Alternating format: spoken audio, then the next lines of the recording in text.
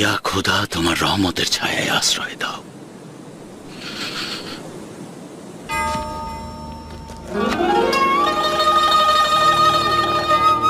এই যে জনাব শুনছে,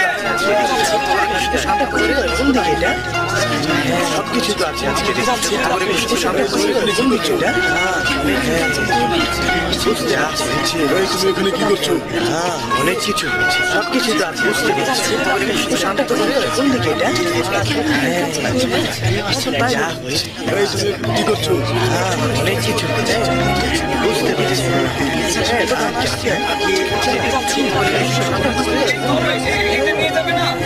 আসছি আসছি, যা আসছি আসছি, এদিকে যা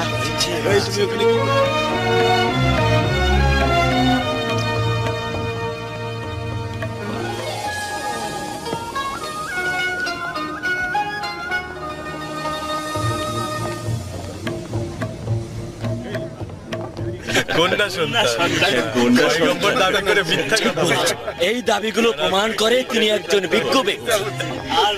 দেখো, তিনি নিজেই আসছেন। সালাম জনাব জাকারিয়া। ওয়ালাইকুম আসসালাম। আচ্ছা, ইমরান পুত্র মুক্তিদাতা ঈসা মসীহের কি খবর? জনাব জাকারিয়া তাকে উপাসনালয়ে নিয়ে এলেন না কেন? আমরা তাকে দেখার অপেক্ষায় আছি। বন্ধুরা, জনাব জাকারিয়াকে এত আঘাত করো না। ইমরানের সন্তান দুনিয়ায় এসে তাকে ভীষণ বিপদের মধ্যে ফেলে দিয়েছে। কেন? সে কি সেই বনি ইসরায়েলদের মুক্তিদাতা নয় যার ভবিষ্যৎবাণী তিনি করেছিলেন? কোথায় বাস করো? জানো না যে ওই সন্তানটি কন্যা সন্তান? কন্যা সন্তান, কন্যা সন্তান তো হওয়ার কথা ছিল না। তোমাদের লজ্জা করছে না? খোদার ক্রোধ থেকে নিজেদের রক্ষা করো। অপমান করছো, তাও আবার নিজেদের মধ্যে সবচেয়ে বুজুর্গ ব্যক্তিকে। তোমরা কি আখলাক ও শরীয়ত সম্পর্কে শিক্ষালাভ করনি?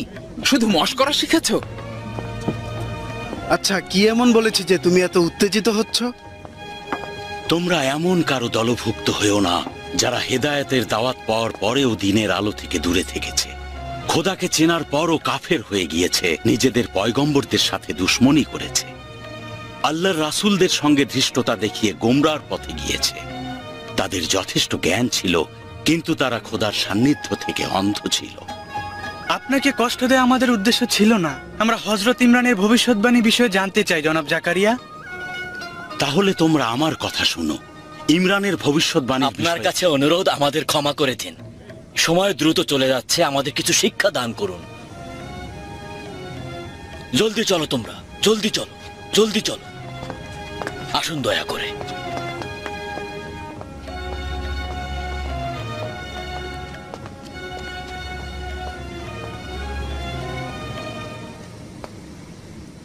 কেউ হয়তো আমার যুক্তি মানতে আগ্রহী নয়।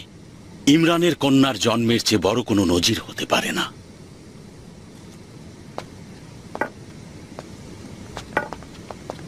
কেউ যদি আপনার যুক্তি না মানে, আমি একাই মানতে প্রস্তুত। শোনো প্রিয় নাতান, যখন হযরত মুসা 1 মাসের জন্য তুর পর্বতে গিয়েছিল, 30 দিন 40 দিনে দীর্ঘায়িত হয়েছিল। তার মাঝেই তার গোত্র গোবৎস পূজা শুরু করে দিয়েছিল। কেন? আল্লাহ তাআলা ওই গোত্রের ঈমানের পরীক্ষা নিতে চেয়েছিলেন, যেন বনি ইসরাইল আল্লাহ পাকের পরীক্ষার মাধ্যমে বুঝতে পারে তাদের ধৈর্য ও অপেক্ষা বলতে কিছুই নেই। তারা কি ঈমানের পরীক্ষায় উত্তীর্ণ হবে? আমি জানি, আমি জানি। হযরত দাউদের বাইতুল মুকাদ্দাস তৈরির কথা ছিল না, কথা ছিল হযরত সুলাইমানের হাতে তা তৈরি হবে। আল্লাহ তাআলা কখনো কখনো কিছু পরিবর্তনের মাধ্যমে পরীক্ষা নিতে চান।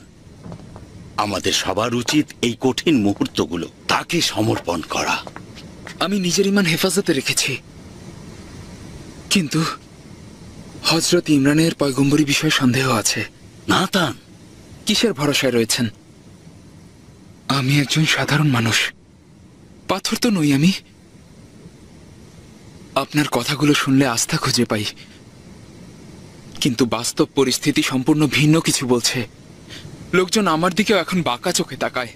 আপনার সঙ্গে যেই থাকছে তাকে ঠাট্টা করা হচ্ছে। সবার মধ্যে এই পেরেশানি ভর করেছে। এই সমস্যা আমার একার নয়, কঠিন সময় অতিক্রম করছি, খুব পেরেশানিতে রয়েছি। তুমি অন্যদের চাইতে আলাদা, তুমি আমার নির্বাচিত সহচর। আমি মনে করি এই কথাগুলো তোমার উপরে কোনো প্রভাব বিস্তার করবে না। ক্লান্ত হয়ে গিয়েছি আমি, অস্থির হয়েছি। কোনটি সঠিক পথ আমার জানা নেই। শোনো প্রিয় নাতান, তোমাকে আমি নিজের পুত্র মনে করি। তুমি সুন্দর চিন্তার অধিকারী। একমাত্র তোমাকে ঘিরেই আমার আশা আকাঙ্ক্ষা। ভবিষ্যতে তোমাকেই হয়তো দ্বীনের প্রচার করতে হবে। কঠিন সাধনায় নফসের দিকে নজর দাও। শয়তান যেন তোমার হৃদয়ে বাসা না বাঁধে। আপনি আমাকে দোয়া করুন।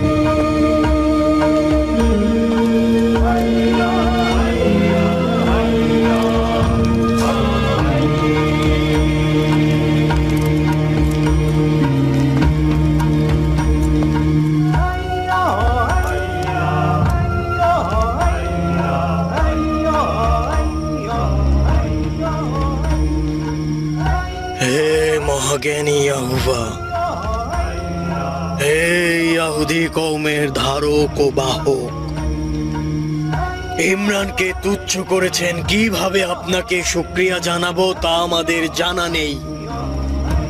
আপনি নিশ্চয়ই অবগত রয়েছেন আমি বনি ইসরায়েলের সবচেয়ে সম্মানিত ব্যক্তি। যদি এই শিশুটি পুত্র সন্তান হতো, আমার কি বিপদটাই না হতো। পয়গম্বর জাকারিয়া বেশি গ্রহণযোগ্যতা পেত এবং প্রাধান্য পেত। ওই সময় ইয়াহুদি সম্প্রদায় আরো বেশি বিপর্যয়ের মধ্যে পতিত হতো। হে খোদা, শুকরিয়া, আপনার প্রতি শুকরিয়া।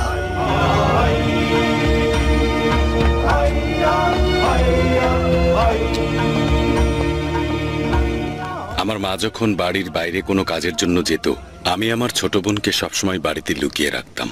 এর কারণে কি বড়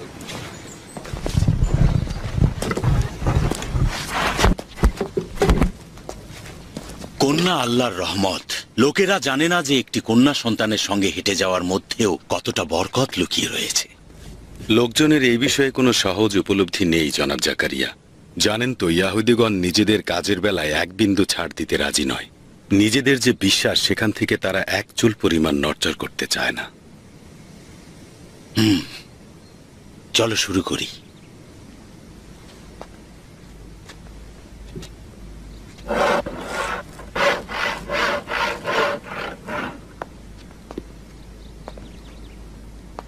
তোমার কপালটাই খারাপ, এই বয়সে স্বামী হারালে। হায় রে, কি যে হলো তোমার। তোমার এখন কি হবে? আমাদের খানদানের কপালে অভিশাপ আছে, এই বয়সে স্বামী হারার জন্য। এক মেয়েকে নিয়ে সে কি বাড়াবাড়িটা এরা করছে। ওই দেখো, দাদা খাবার এসেছে। অভিশাপ, একদম লজ্জাস্বরূপ। বোন আমার, শুনলাম তোমার স্বামী ইন্তেকাল করেছেন। তুমি কেন এসেছো? তোমাকে সমবেদনা জানাতে। সমবেদনা? তুমিই আমার স্বামীর মৃত্যুর কারণ। আমি? হ্যাঁ, তোমার উপস্থিতি আমাদের রহমত তুলে নিয়েছে। তুমিও তোমার পরিবার অশুভ। তোমরা না থাকলে আমার স্বামী হয়তো এখনো বেঁচে থাকতো। তোমার অপয়া কন্যার আগমনে পুরো শহর জুড়ে অশুভ আত্মা ভর করেছে। এই কন্যা জন্ম নিয়ে নিজের পরিবারকে পর্যন্ত লজ্জায় ফেলেছে। তুমি যাও, এখান থেকে চলে যাও, আমার বাড়ি থেকে বের হও।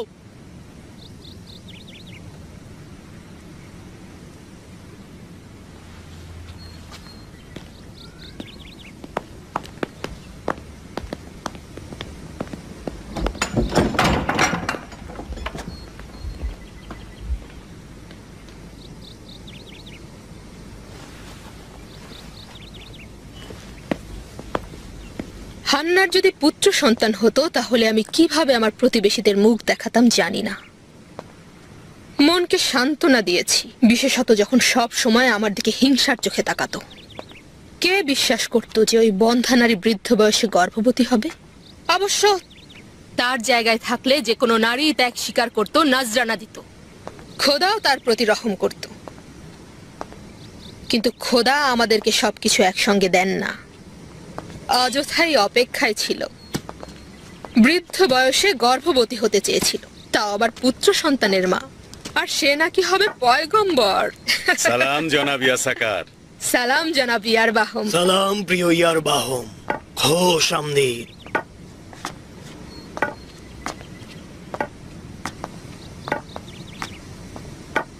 বসুন বসুন। আচ্ছা জনাব ইয়াসাকার, কোনো কাজ ছিল কি? আচ্ছা, আপনার সঙ্গে এস্তার, তাকে বলো। জনাব ইয়ারবাহম, জনাব ইয়াসাকার বেশ কিছুদিন যাবৎ চিন্তা ভাবনা করছেন। এখন আনন্দ উৎসবের সময় এসেছে। জনাব ইয়ারবাহম, আমাদের পরিবারের এই মেয়েটিকে দেখেছেন? কোন মেয়েটি? গোলদা, যে মেয়েটিকে সবসময় আমার সঙ্গে দেখেন। মেয়েটি চালাক চতুর। ওর পিতামাতা ওকে আমাদের নিকট রেখেছে কারণ সন্তান প্রতিপালনের সচ্ছলতা তাদের নেই। সে আপনার অনুগত স্ত্রী হিসেবে দায়িত্ব পালন করতে পারবে। সবচেয়ে গুরুত্বপূর্ণ হচ্ছে মেয়েটি যুবতী, সে হয়তো আপনার পুত্রের মা হতে পারে। সারা, সারা, গোলদাকে ডেকে আনো। জি আচ্ছা।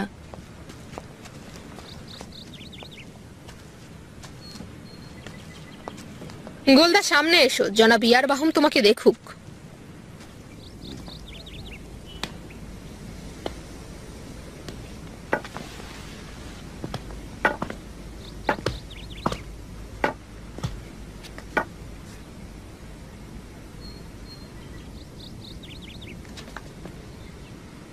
এস্তার, তাকে কি বলেছো আমার বাড়িতে যেন চুপচাপ মাথা নিচু করে থাকে? আমি কিন্তু চুল পরিমাণ বিরোধিতাও বরদাস্ত করব না।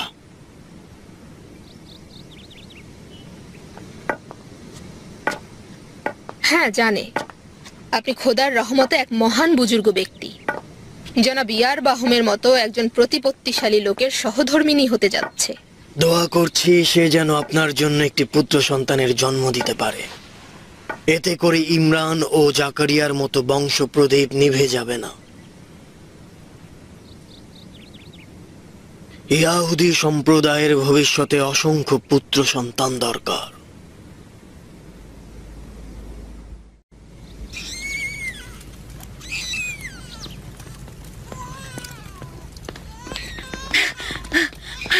আমাদের বাচ্চা।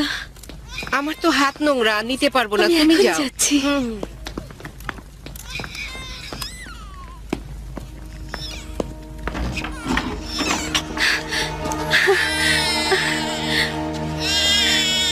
এই যে আমার সোনা, তুই এসে গেছি। কাঁদে না মা, আমার কাঁদছো কেন? না কাঁদে না, না না না সোনা, কাঁদে না। এই তো সোনা, জাদু আমার মা, এই যে আমি। কাঁদছো কেন? কাঁদে না, কাঁদে না, না। ও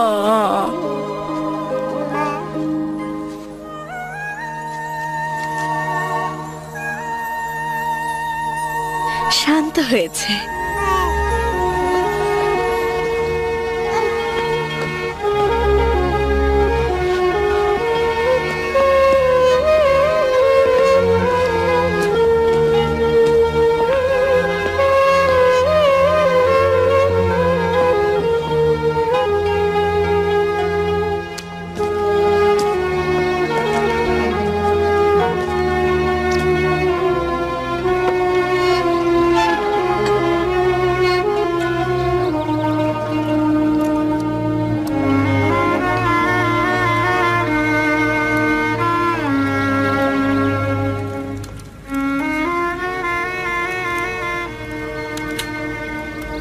পরওয়ারদিগার, আমাকে তুমি যেভাবে সন্তানের জননী বানিয়েছো, ঠিক তেমন ভাবে আমার বোন এলিসাকেও সন্তান দান করো।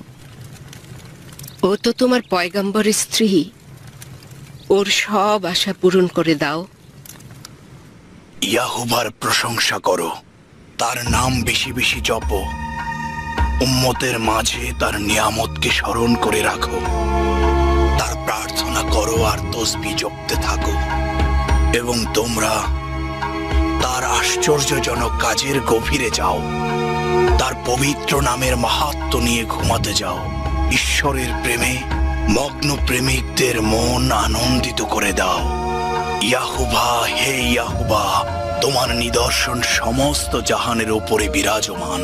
নিজের প্রতিজ্ঞা স্মরণ করে সব সময় আমাদের আলোকিত করে রাখো। ইয়াহুবা, হে আমাদের ইয়াহুবা, তোমাদের নিদর্শন সমস্ত জাহানের উপর বিরাজমান। নিজের প্রতিজ্ঞা স্মরণ করে সব সময় আমাদের আলোকিত করে রাখুন, আমাদের আলোকিত করে রাখুন, আমাদের আলোকিত করে রাখুন। ইয়াহুবা, হে আমাদের ইয়াহুবা, তোমাদের নিদর্শন সমস্ত জাহানের উপর বিরাজমান। নিজের প্রতিজ্ঞা স্মরণ করে সব সময় আমাদের আলোকিত করে রাখুন, আমাদের আলোকিত করে রাখুন, আমাদের আলোকিত করে রাখুন, আমাদের আলোকিত করে রাখুন, আমাদের আলোকিত করে রাখুন। হযরত জাকারিয়ার উপর ওহী নাজিল হলো। বলা হলো, আল্লাহর দরবারে মরিয়মের মাতার ফরিয়াদ কবুল হয়েছে। মরিয়ম এবং তার আশপাশ থেকে শয়তানের প্ররোচনা দূর হয়েছে।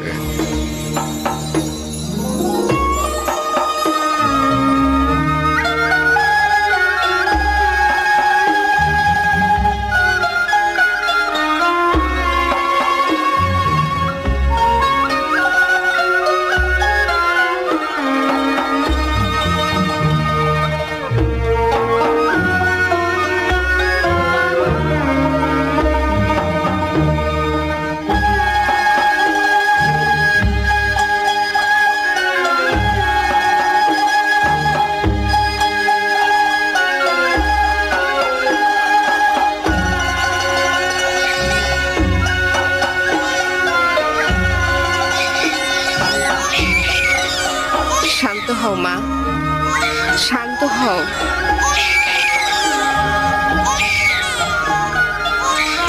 আমার মনে আর কোনো দ্বিধার সৃষ্টি করো না, তাতে হয়তো আমি অক্ষম আর দুর্বল হয়ে যাব।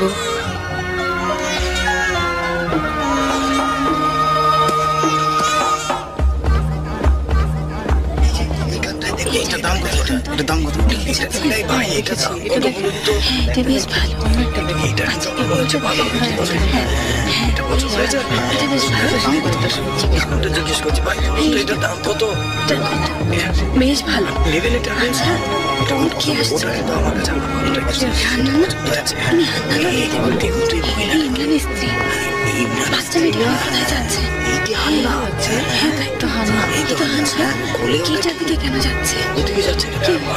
ওই দেখো হান্না কোথায় যাচ্ছে।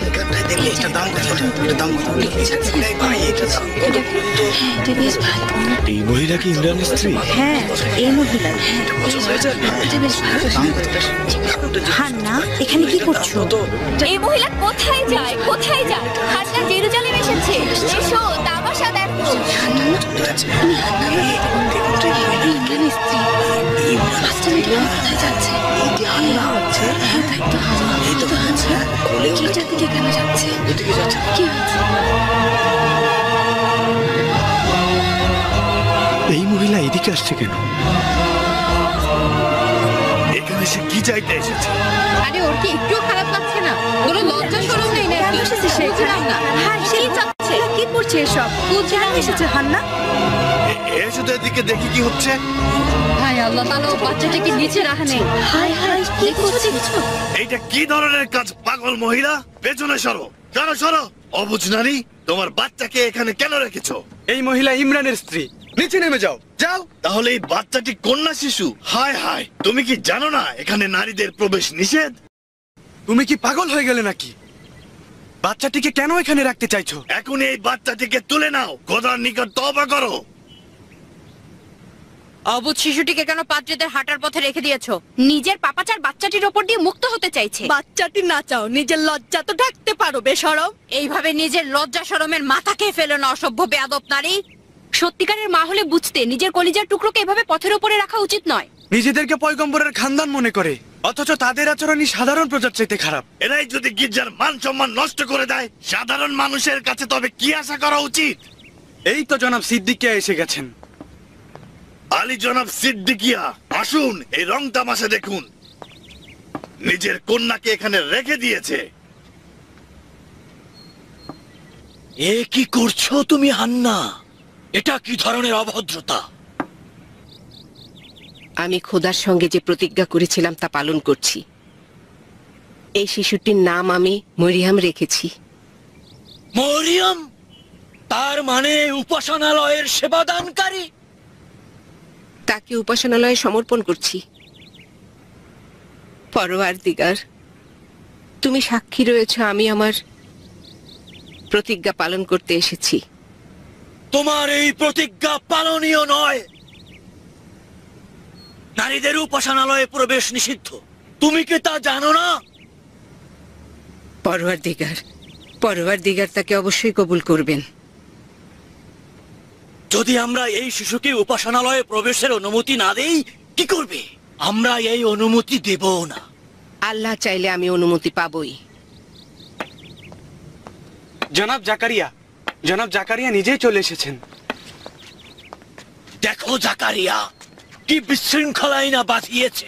এই হচ্ছে তোমার স্ত্রীর বোন। তাকে বাড়ি চলে যেতে বলো। ইমরানের কারণে তার ভুল ক্ষমা করে দিচ্ছি। এতেই আমাদের ঈশ্বরের প্রতি কৃতজ্ঞ থাকা উচিত।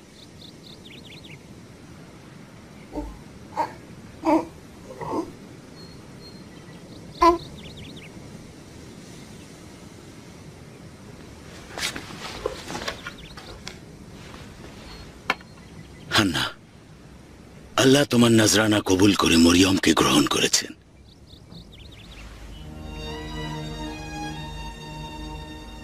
কবুল করেছেন। আল্লাহ তোমাকে আর তোমার সন্তানকে শয়তানের অনিষ্ট থেকে মুক্তি দিয়েছেন।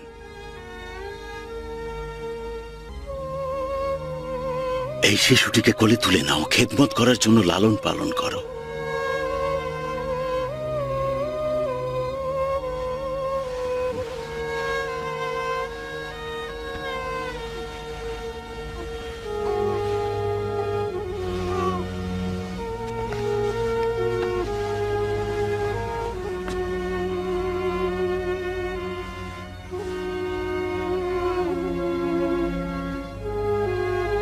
মেহেরবান,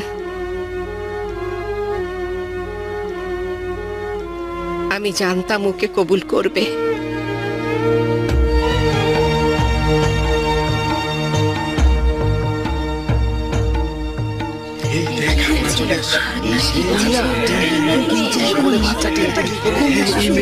মেয়েটাকে রাখতে এসেছিল, মেয়েটাকে গির্জায় রাখতে দেয়নি। জাকারিয়ার কাছে মেয়েকে দিয়ে বলেছিল যে এখানে রাখতে বলেছিল জাকারিয়া।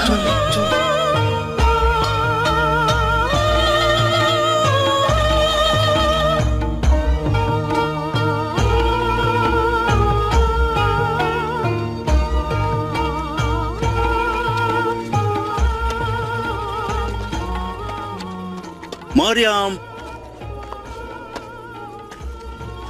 মারিয়াম,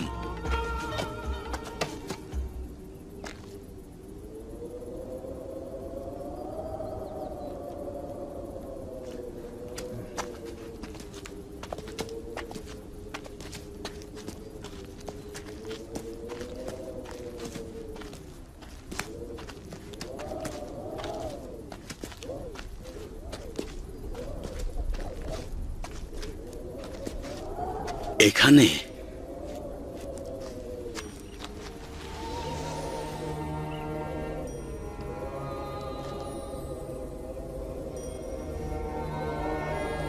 কি দেখছো এখানে বসে? ওইদিকে পর্বত।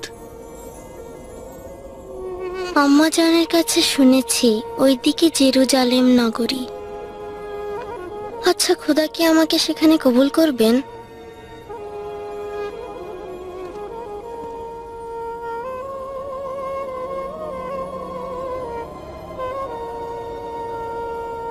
ছোটবেলায় একদিন এক ব্যক্তিকে স্বপ্নে দেখেছিলাম। প্রশ্ন করেছিলাম কে তিনি। মাথা নিচু করেছিলেন, হাত দিয়ে আমাকে চুপ থাকার আহ্বান জানিয়েছিলেন। বললাম, ভুল বলেছি? বললেন না, আবার বললেন প্রশ্ন ও উত্তর বাচ্চাদের বয়স কমিয়ে দেয়। কিন্তু বেহেশতে যেতে হলে কখনো কখনো ছোটবেলায় ফিরে যেতে হয়।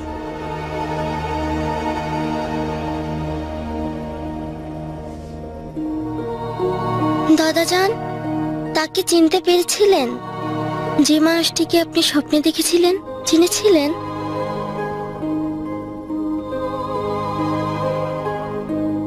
হ্যাঁ, তিনি বলেছিলেন তিনি ঈসা মসীহ। মাসিহ, আমিও যদি তাকে কখনো স্বপ্নে দেখতে পেতাম।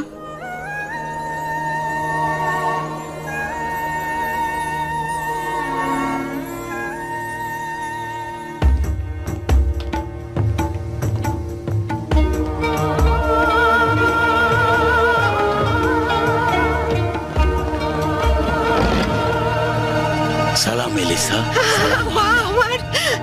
সালাম আম্মা জান।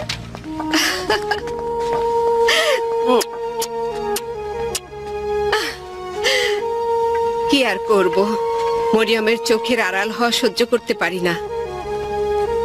কোথায় গিয়েছিলে আজকে? সীমান্তের পাহাড়ে গিয়েছিলাম। আপনারা যদি থাকতেন আম্মা জান, জানেন কত সুন্দর ছিল। আসা যাওয়ার পথে পবিত্র গ্রন্থ থেকে পাঠ করেছি। নামাজের দোয়াগুলো আমি সব মুখস্থ করেছি। হান্না, তোমার কন্যা অত্যন্ত মেধাবী। সে শুধুমাত্র আয়াত ও দোয়াগুলোই মুখস্থ করেনি, তার মুখস্থ করার ক্ষমতা উপাসনালয়ের অনেকের চাইতে বেশি। এই দেখো মা আমার, তোমার জন্য তৈরি করেছি। এই তসবিহ দিয়ে জিকির করতে পারবে। আম্মা জান, আমার সর্বশেষ অবলম্বন কেড়ে নেবেন না। বাড়িতে যা আছে সব বের করে আনো। হার্জি জানাচ্ছি, আমাকে আর কিছুদিন অন্তত সময় দিন। ওর মতো বিধবা নারীর উপার্জনের জন্য আর কি থাকতে পারে? সুযোগ? আবারও সুযোগ চাও? আর কতবার? ভাইয়েরা, এই নারী কয়েক মাস যাবৎ হরেক রকম বাহানা তৈরি করে নিজের দেনা পরিশোধ করছে না। তার দেনার মূল্য এখানে জমা। এখন আমাদের কিছুই করার নেই। তোমার তো দেনা পরিশোধের সামর্থ্য নেই, তাহলে কেন ধার দেনা করো? এইভাবে পাওনা আদায় করা কি ঠিক? একমাত্র অবলম্বন নিয়ে যাওয়াটা কিছুতেই উচিত না। এটা কেমন বিচার? ঋণ গ্রহণ করার সময় তো এমন কোনো কথা বলনি। তোমরা কি নিয়ম কানুন জানতে না? শুধুমাত্র জাকারিয়ার ভক্তগণ কেন আমাদের পাওনা আদায়ের সময় ঝামেলা করে? কি আছে কি নেই সেই হিসাব দিচ্ছ? বোঝাই যাচ্ছে তোমাদের ঘাড় গরুর ঘাড়ের চাইতে অনেক মোটা সোটা, বুঝেছো? তাই কিছু একটা বলে নিজেদের হালকা করে নিচ্ছি। গাভীটি নিয়ে জবাই করো, মাথা থেকে পা পর্যন্ত। কাবাব করে সবাই মিলে খাওয়া দাওয়া করো। তারপর আগামীকাল সকালে দিনের ইনসাফ সম্বন্ধে পাঠদান করো। এইসব কুফরি কথাবার্তা বলে খোদার দিন থেকে খারিজ হয়ে যাচ্ছ। খোদার দিন থেকে? ঈসা মসীহ আসবে এবং অবশ্যই এই অন্যায়ের প্রতিশোধ নেবে।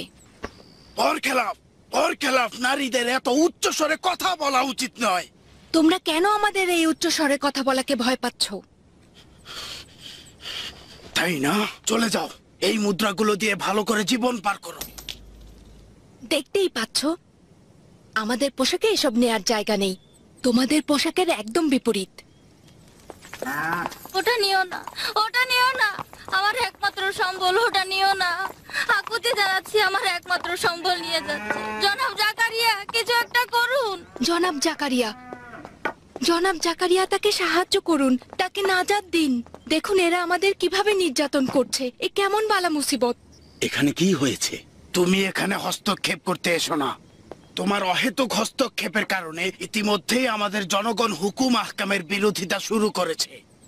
ভালো হবে ইবাদত বন্দিগিতে মশগুল থাকো। তোমরা কেন জনগণের সঙ্গে স্বৈরতান্ত্রিক আচরণ করছো? নাতান, তুমিও কেন এই জালেমদের দলে ঠাঁই নিয়েছো? আমাকে উপাসনালয় থেকে এই কাজের জন্য নিয়োগ করেছে। হে গির্জার পাদ্রীগণ, তোমরা জনগণের আশা আকাঙ্ক্ষার প্রতীক। নিজেদের মর্যাদা বোঝো। জনগণের শত্রু হয়ে থেকো না তোমরা, বরং তাদের বন্ধু হওয়ার চেষ্টা করো।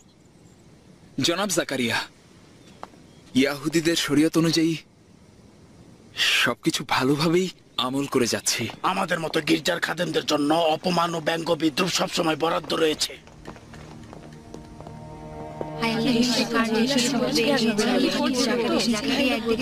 অদ্ভুত ব্যাপার, আজকাল সবাই কেমন যেন পাল্টে গিয়েছে।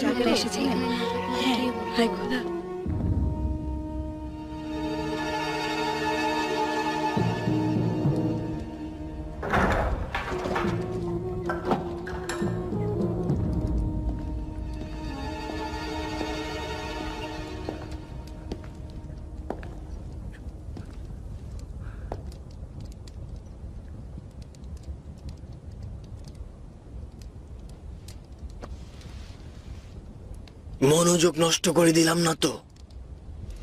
জনাব ইয়াসাকার, কিছুদিন যাবত আমার শান্তি হারাম হয়ে গিয়েছে। আচ্ছা, এখনো কি দুই নৌকায় পা দেওয়ার অবস্থায় তুমি রয়েছ? তাই তো, তোমার চোখে আমি সংশয় দেখতে পাচ্ছি। হযরত জাকারিয়ার সঙ্গে দেখা হয়েছিল, অসহায় নারীর পক্ষে প্রতিবাদ করছিলেন। আমি জানি না, কিন্তু ওই যে মরিয়ম, তাকে খুব রহস্যময় মনে হচ্ছে। আচ্ছা, একজন জীর্ণ শীর্ণ বৃদ্ধ আর একটি 6 বছরের কন্যা শিশু, তাদের ভয় পাচ্ছ? ভয় পাচ্ছে। এই লড়াই দুই দিক থেকে সুলাইমানের উপাসনালয়ে প্রভাব ফেলছে। নফসের সঙ্গে নফসের লড়াই। এই লড়াই সত্য মিথ্যা নয়। সত্যের সঙ্গে থাকতে চাই, কিন্তু আমার দ্বিধাদ্বন্দ্ব দূর হচ্ছে না। আমি চাই না এই লড়াই শেষ পর্যন্ত খেলায় পরিণত হোক। আচ্ছা, তুমি বেছে নাও। কিন্তু এটা আমার জন্য সহজ নয়। যদি খোদা তাআলা আমাকে সাহায্য না করেন, তবে এই পথ বেছে নেওয়া কঠিন হবে। আমায় সাহায্য করুন জনাব ইয়াসাকার। আজ আমার মনের মধ্যে চরম অশান্তি। নাতান, তুমি হচ্ছ আমার স্ত্রী এস্তারের ভাই। বহু বছর ধরে তুমি আমাকে চেনো। তুমি কি এখনো পর্যন্ত আমার তরফ থেকে কোনরূপ মিথ্যা বয়ান শুনেছ? নিজেকে প্রশ্ন করো। না, কিন্তু কেন? জাকারিয়ার ভক্তরা বিশেষ করে আমাকে তার থেকে একেবারে আলাদা করতে চাইছে। তোমাকে পছন্দ করি তাই। তিনিও আমাকে পছন্দ করেন। তিনি কখনো মিথ্যা কথা বলেন না। পছন্দের কারণ সে তোমার যৌবনের শক্তি ব্যবহার করে নিজের মনোবাসনা পূরণ করতে চায়। কিন্তু তোমার প্রতি আমার ভালোবাসা মানবিক। আমি আসলেই চাই না তোমার মতো একজন পুত ও পবিত্র জওয়ান জাকারিয়ার মতো একজন ভণ্ড নাপাক বৃদ্ধের হাতে পড়ে ধ্বংস হওয়ার দ্বার প্রান্তে যাক। আমি জানি না। আমার প্রতি বিশ্বাস রাখো। ইয়াহুদি হুকুমত তুমি সারা দুনিয়ায় ছড়িয়ে দাও। এই চিন্তা আমার মতো তোমার মনকেও প্রশান্তি দেবে। এমন কোনো সম্ভাবনা নেই। এখনো পর্যন্ত একজন কন্যাকে উপাসনালয়ে খেদমত করার কোনো অধিকার দেয়া হয়নি। এখনো পর্যন্ত কোনো নারী এই পবিত্র আঙিনায় প্রবেশ করতে পারেনি।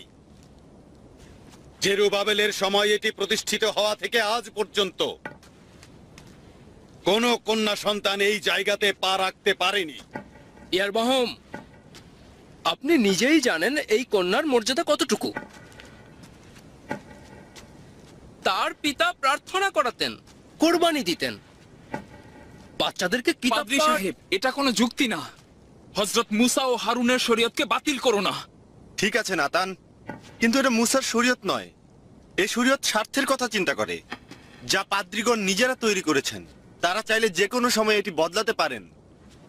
নিয়ম নীতি পরিবর্তন করবে, শরীয়তের নিয়ম। তোমাদের শিক্ষিত পাদ্রীদের কি হলো? কেন হযরত মুসার শরীয়ত নিয়ে এত টানাটানি করছো? তার চেয়ে বরং ভালো হয় আমরিয়ানদের, কিনানীদের ও ফিনিকিয়ানদের বলো যে তাদের পবিত্র প্রতিমাগুলো যেন বাইতুল মুকাদ্দাসে এনে বসিয়ে দেয়। তাদের প্রতিমা জনাব সিদ্দিকিয়া, তাদের প্রতিমাগুলো আজব। এটা কি ধরনের উদাহরণ দিচ্ছেন জনাব সিদ্দিকিয়া? দুর্ভাগ্যবশত তিনি সঠিক বলেছেন। শরীয়তের হুকুম শরীয়তের মতোই হয়। এখন যে কোনো ধরনের পরিবর্তন হোক, বা তৌরাতের আইন অনুযায়ী হোক, অথবা হোক সে একটি কন্যার পা, কোনো পার্থক্য নেই। সিদ্দিকিয়ানগণ যে কোনো সুযোগ ব্যবহার করুন না কেন, তারা নিজেদের ব্যথা উপশম করার জন্যই তা করছেন। আমার ধৈর্য শক্তি শেষ হয়ে গিয়েছে। যখন শুনবো ওদের সঙ্গে কোনরূপ সমঝোতা করেছেন, তারপর থেকে আর এক মুহূর্ত এখানে থাকবো না। আমি ফিরে আসুন জনাবিয়ার বাহক, কি আজব ঝামেলায় পড়েছি। আপনি চুপ করে আছেন কেন জনাবিয়া সাকার? আপনি কি দেখতে পাচ্ছেন না ওরা পবিত্র এই ঘরের আঙিনাকে নাপাক করতে চাইছে? শান্ত হও তুমি, বাচ্চাদের মতো নিজেদের মধ্যে তর্ক করো না। কোনো নিষিদ্ধ কাজ এই আঙিনায় ঘটবে না। ওই তো জনাব হিলাল আসছেন।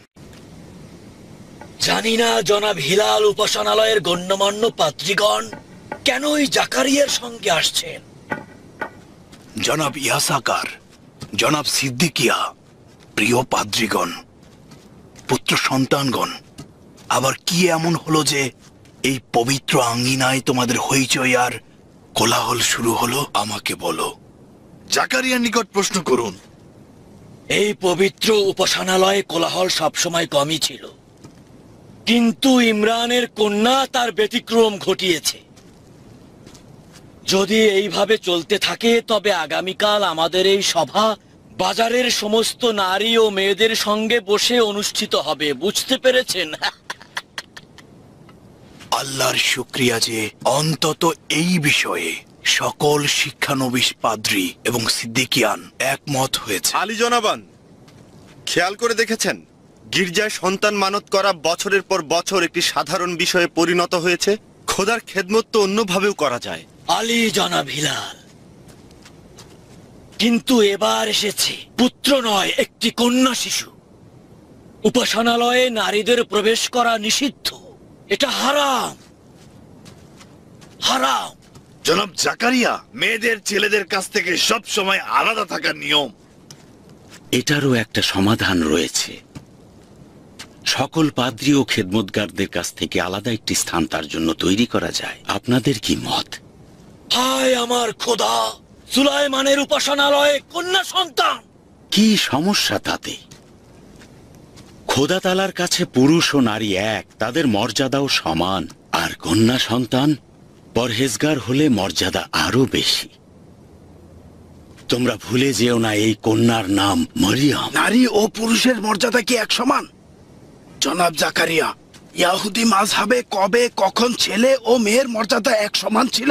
একজন পুরুষ যখন শরীয়তের হুকুম হাকাম বাস্তবায়ন করে, একজন নারীকে শুধুমাত্র স্বামীর খেদমতের জন্য পাঠানো হয়েছে। এরা কি করে এক সমান হতে পারে? একজন স্বাধীন ব্যক্তি এবং একজন গোলাম কি করে এক সমান হতে পারে? হযরত জাকারিয়া ঠিকই বলেছেন। আমরা হযরত মুসার দিনের হুকুম হাকাম বিচার করলে দেখতে পাই তাকওয়া, পরহেজগারি এবং খোদার ইবাদত হচ্ছে একজন মানুষের প্রধান যোগ্যতা। শারীরিক শক্তি মূল্যহীন। পয়গম্বর জাকারিয়ার আদেশ শোনো এবং আনুগত্য পোষণ করো। তিনি তৌরাত থেকে তোমাদের জন্য পাঠ করবেন। নিজের জ্ঞান দিয়ে তোমাদেরকে আমাদের হুকুম হাকাম ও শরীয়তের মোকাবেলা টেনে এনেছো। সম্ভবত আমাদের খানদানের আপনি চলুন আমার সাথে। নারীদেরকে মরিয়মের মায়ের নিকট পাঠালে ঠিক হয়ে যাবে। তারা মরিয়মের মাকে বোঝাতে পারবে এবং তিনি মত পাল্টাবেন। দীর্ঘদিন যাবৎ তোমাদের কোনো খোঁজ খবর নেই।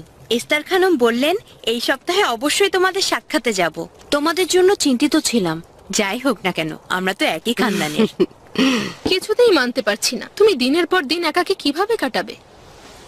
দেখো হান্না, আমি নিজে একজন মা। তোমার অনুভূতিগুলো আমিও বুঝি।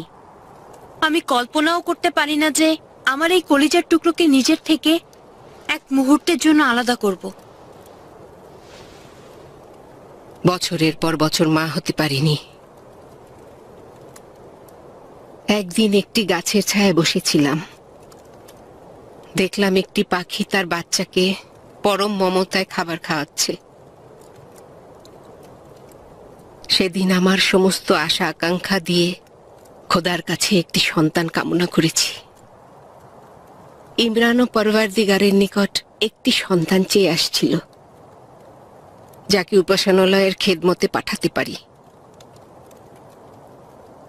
আল্লাহ মেহেরবান আমাদের সব চাওয়া পূরণ করেছেন। তোমাদের চাওয়া ছিল পুত্র সন্তান, কন্যা নয়, তাই মানত বাতিল হয়েছে। কন্যা কখনো পুত্রের মতো হয় না। এটা সবারই জানা। এই কন্যাটি পুত্রের চাইতেও উত্তম। আরে এসব কি বলছো হান্না? তাহলে আমাকে বলো, কেন সবাই কন্যা সন্তান জন্ম দিলে কিছুদিন সবার কাছ থেকে লুকিয়ে রাখে? প্রতিটি পরিবারের জন্য কন্যা সন্তান জন্ম দেওয়া অপমান ও লজ্জার বিষয়। আমাকে দেখছো না, আমি তো পুত্র সন্তান জন্ম দেওয়ার জন্য জনাব ইয়ারবাহমের স্ত্রী হয়েছি, কিন্তু আমিও জন্ম দিলাম সেই কন্যা সন্তান। খেয়াল রেখো, কন্যাটি দেখতে খুবই রূপসী। যখন আমি প্রথম তাকে দেখলাম, নিজে নিজেই বলছিলাম, পরওয়ারদিগার মায়ের অন্তরে কিভাবে দয়া ও রহমত ঢেলে দিয়েছেন। গোলদা, নিজের কন্যাকে ভালোবাসো না? যখন তাকে কোলে তুলে নাও এবং চুমু খাও, তখন কি পুত্র সন্তান ও কন্যা সন্তানের পার্থক্য অনুভব করো?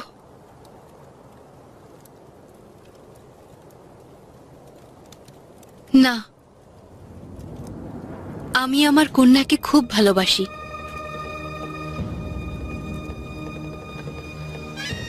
যখন আমার প্রসব বেদনা শেষ হলো, তখন ধাত্রী ওকে আমার কোলে তুলে দিল। যে বাচ্চাটিকে আমার গর্ভে ধারণ করেছিলাম, যে আমার জন্য সবচেয়ে প্রিয় ছিল, যাকে তখনও পর্যন্ত আমি চোখে দেখিনি, রক্তিম ও শুভ্র, জীবিত ও কান্নারত, সবচেয়ে সুন্দর শিশু, আমি তাকে দেখে আনন্দে কেঁদে উঠলাম। ওকে বুকের মধ্যে চেপে ধরে খুব শান্তি পেলাম। সবাই অখুশি হয়ে বলল, কন্যা সন্তান, কন্যা সন্তান। এমনকি আমার স্বামী জনাব ইয়ারবাহম রাগে ক্রোধে অসন্তুষ্ট হয়ে গৃহত্যাগ করলেন। তিনি কিছুদিন উপাসনালয়ে অবস্থান করেছিলেন। আমি খুব ভেঙে পড়েছিলাম।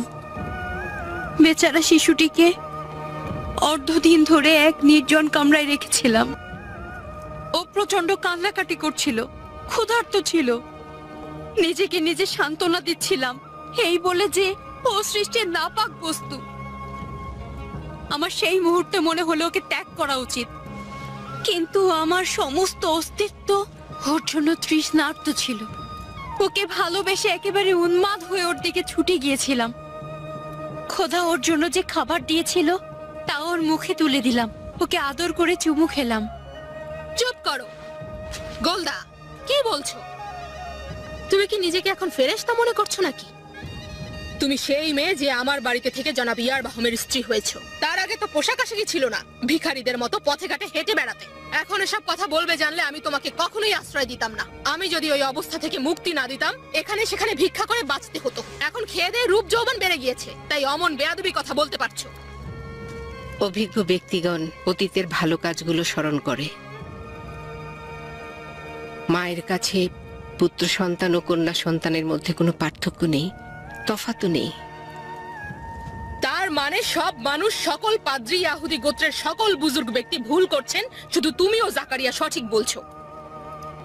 জনাব জাকারিয়া খোদার পয়গাম্বর, পয়গাম্বরগণ নিজ থেকে কিছু বলেন না। তুমি তো নিজের কথাই বলছো। এই ভুল বিশ্বাসের কারণে আমাদের স্বামীগণ উপাসনালয়ে অপমানিত হয়েছে। তোমাদের স্বামীগণ কখনোই জনাব জাকারিয়ার পক্ষে ছিলেন না। জাকারিয়া, জাকারিয়া, তুমি কি জানো তোমার বোনের স্বামী মরিয়মকে কেন উপাসনালয়ে রাখতে চান? না, কি কারণে? তিনি বৃদ্ধ হয়েছেন, তার স্ত্রী বন্ধ্যা মহিলা। বছরের পর বছর সন্তানের জন্য আকুতি মিনতি করে চলেছেন। তোমার সন্তানকে তালিম ও প্রশিক্ষণ দিচ্ছেন, তার প্রতি অধিক ভালোবাসা দেখাচ্ছেন। তাদের দিকে খেয়াল রেখো। তুমি কি নিজে বোঝো না কেন তোমাকে ও মরিয়মকে তাদের নিজের গৃহে থাকতে দিয়েছেন? তোমার কন্যাকে এক মুহূর্তের জন্য একাকী থাকতে দিচ্ছেন না। শুনেছি জাকারিয়া মরিয়মকে সব জায়গায় নিজের সঙ্গে নিয়ে যান, যেন মরিয়ম তার সঙ্গে থাকতে অভ্যস্ত হয়ে যায়। তার ইচ্ছে সেটাই, মরিয়মকে উপাসনালয়ে নিয়ে যেতে চান, যেন নিজের সন্তান না থাকার বেদনা ভুলে যেতে পারেন। লজ্জিত হও এস্তার, হযরত জাকারিয়ার প্রতি সম্মান দেখাও। গোলদা, চলো যাই, এই জায়গা আমাদের জন্য না। এখান থেকে চলে যেও না, একটু দাঁড়াও। তোমরা তো খানদানের মান সম্মানের কথা ভাবছো না, কেন থাকবো এখানে? এর কারণে তোমাদের সম্মান শেষ হয়ে যাবে। এরপরেও তোমাদের প্রতি আমাদের সমব্যথী হওয়া উচিত বলে মনে করো? চলো গোলদা।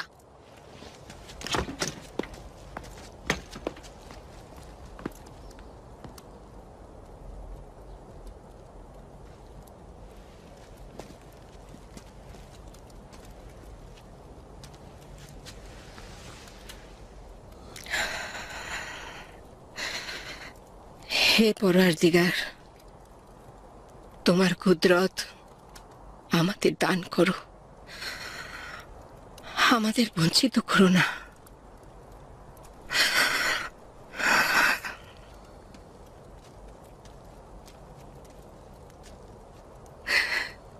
মরিয়ম,